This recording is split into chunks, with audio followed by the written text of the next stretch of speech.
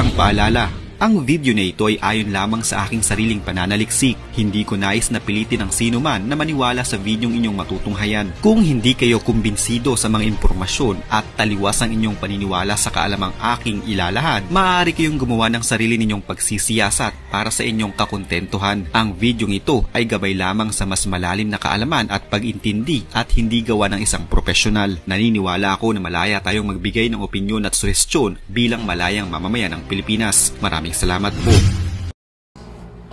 Magandang umaga, magandang hapon, magandang gabi, saan ka mang parte ng mundo. Ako po si Bong Lustre na bumabati ng Merry Christmas and Happy New Year sa inyong lahat.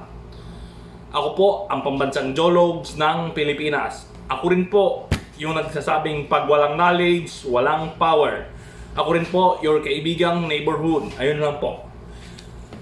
Una sa lahat, gusto ko lang po sanang batiin ng happy birthday si Leonardo DiCaprio.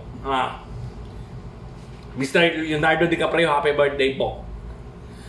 Si Leonardo DiCaprio, o sa pangalan niya na Leonardo Wilhelm DiCaprio, na pinanganak noong November 11, 1974. Kaya po, 49 years old na po siya ngayon. Yung magulang niya po ay sina Irmelin Imbenhin at si George DiCaprio.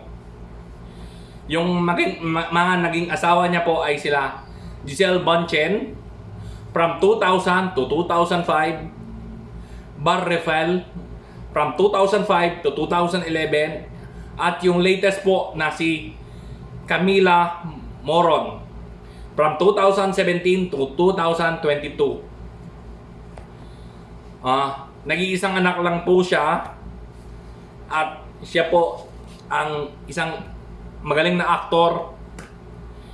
Happy birthday po ulit.